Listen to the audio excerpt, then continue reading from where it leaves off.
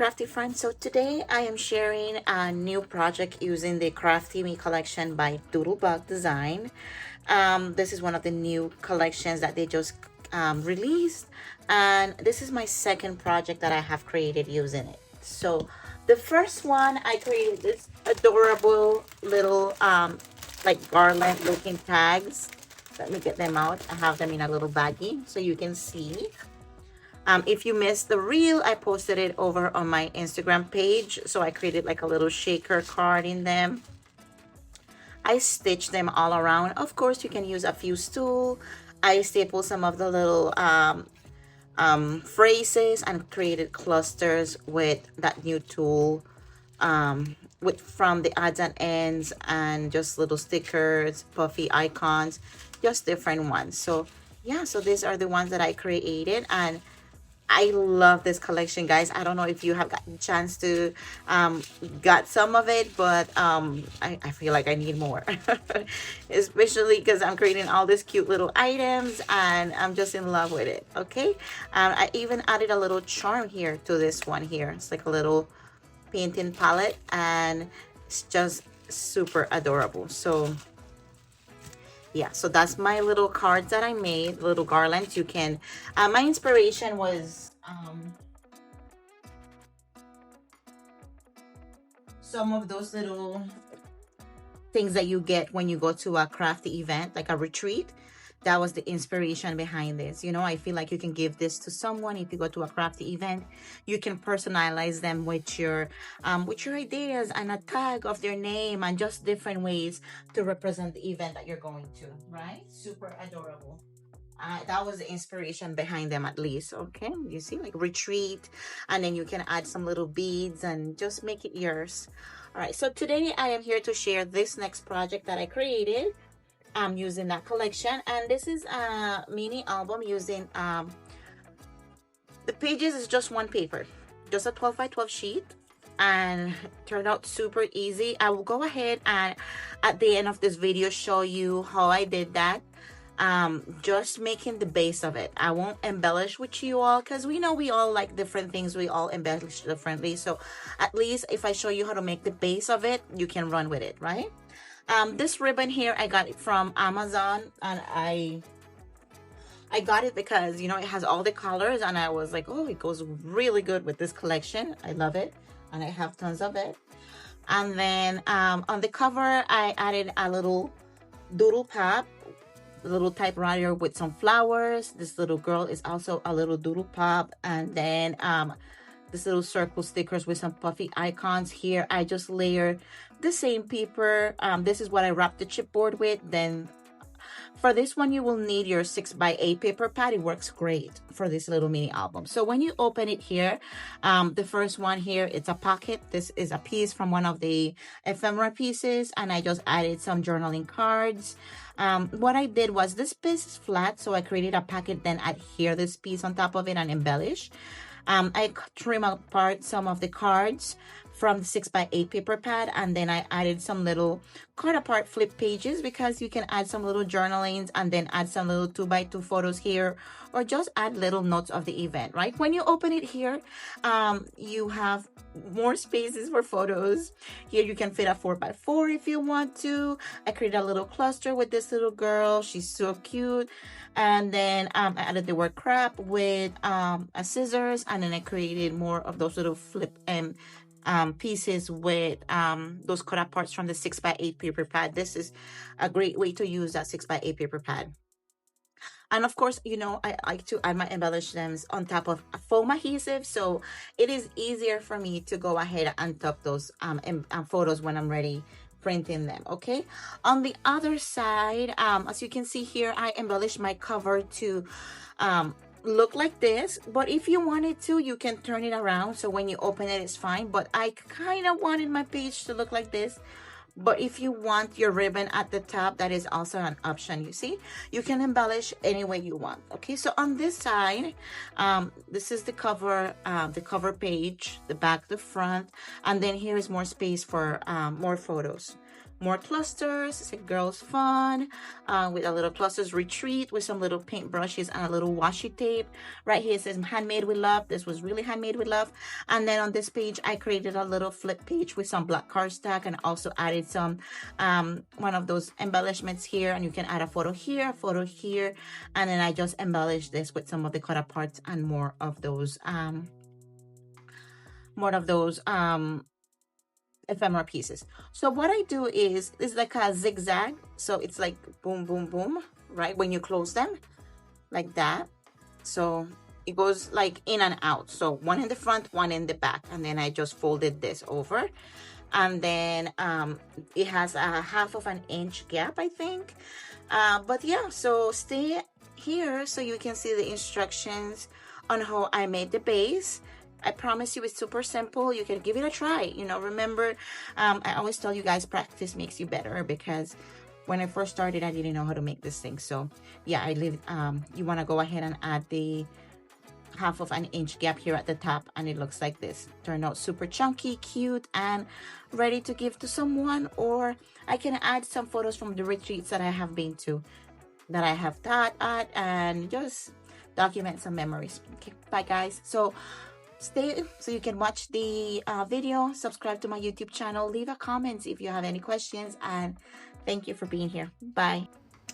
All right guys, so with this purple cardstock that is from the Color Me Crafty texture cardstock assortment pack, you will need a 12 by 12, and you will score at 4 and 8 inches on one side. Okay, I did turn the paper on the other side and crease it on the same lines because I wanted to ensure that the paper is scoring properly. And then on the other side, you score at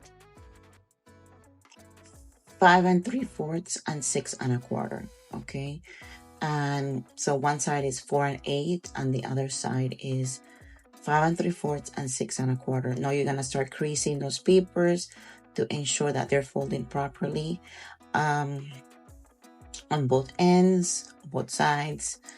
And then to create those pages, I will go ahead and trim the top and the bottom in between the score lines. So the gap is a 1/2 inch. Okay, so I do the ends, but you can for sure leave the first one together, but I do the ends. I take off that middle part in the middle that is 1/2 inch when the first page made. As you can tell by now, every score line is a page, creating some little rectangles which create the pages for the album. So I will go ahead and trim those off. I did the outsides, and I'm using my scissors here to trim those off at the end, just to ensure that I don't go into the rest of the paper and add cuts to those. All right, so I'm gonna go ahead and trim those away, those little edges, wedges that are no longer necessary for me. The way I will fold them is into a zigzag, so I will do one page in and one page out, hugging the middle page of each one. So you can see here, but you have options to fold them whichever way you want. I just wanted to show you all how I put the album together. Well, at least the base, because I am not going to embellish with you all. So yeah. So this part is absolutely not necessary, but I wanted it to be a little sturdier, so I will go ahead and do this. If you want to just start embellishing on that page right there, you can by just matting them with your 6x8 paper pad. But if you have chipboard at home, you can trim that 4 inches by 5 3/4. 4 inches by 5 3/4, and you need 2 pieces. Okay, and then with your 6x8 paper pad, you are going to choose the the papers that you like out of that album, and then paper pad I mean, and trim the papers at 6 3/4 by 5 inches. That's what you would do to wrap those chipboard pieces. I'm also using my miter tool, but I'm not leaving 3/4 of an inch how I usually leave. I'm just trying to use my eyes to leave a nice border around it. Just remember that I trim it at 5 3/4 by 5 inches at the end, and then just wrap all those chipboard pieces, mirroring the corners and everything. And I'm using liquid glue. This is the liquid glue by Burley Arts Glue. It works great. I have been liking it. You know, usually I used to use before I used to use a lot of double-sided tape, but right now I've been using a lot of liquid glue, and it works amazingly. It works great. Nothing leaves. Where I use the double-sided tape is when I'm wrapping the chipboard edges. You will see that right now. So yeah, but for the Burley Arts glue, it's amazing. I like it. So inside this photo album, you can add photos that are approximately, I would say 3.5 by 5.25, 3x4, 2x2s. If you want to cut around the shapes of the photos, you can do that too.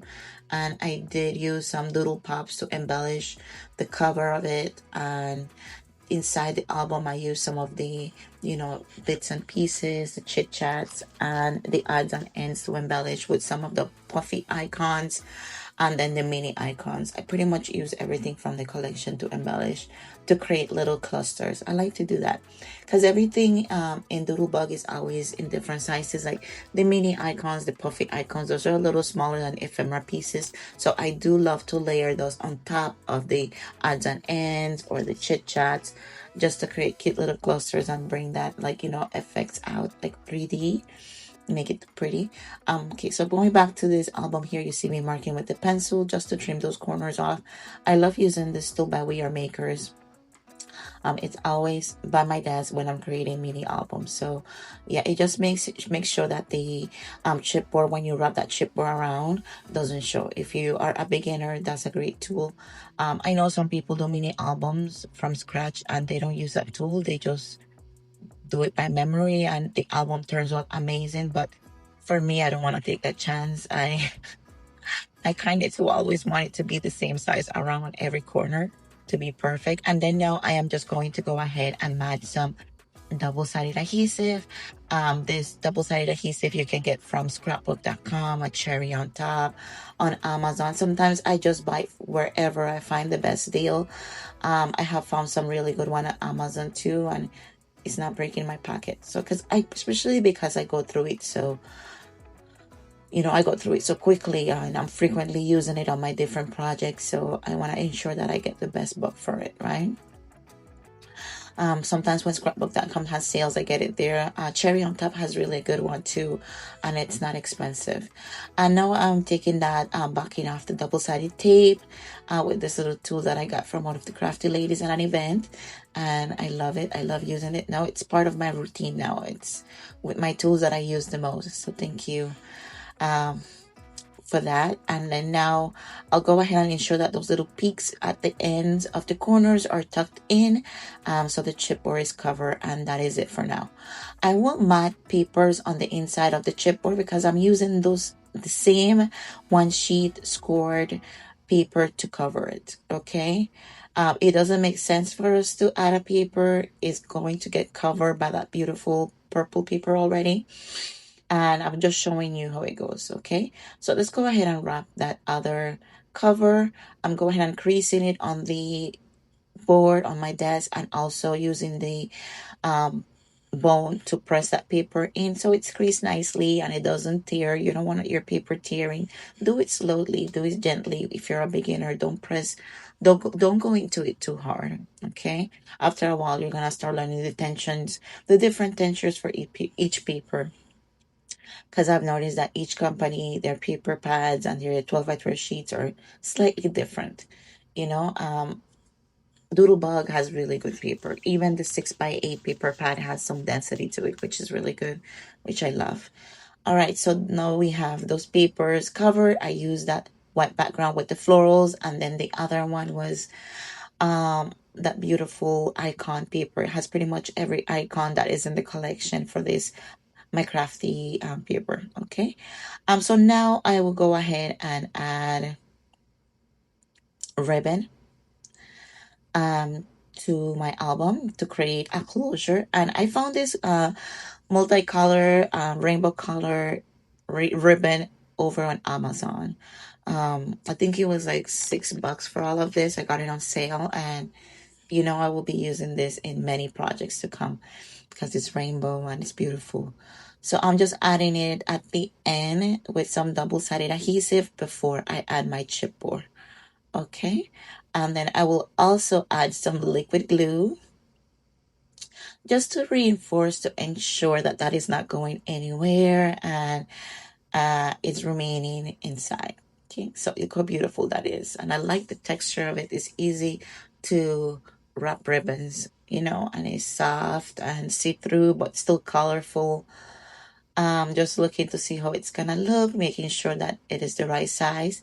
And now I will go ahead and add more liquid glue by the ribbon, of course, to ensure that that is not lifting when I'm opening the album, and also all over that chipboard cover on the inside.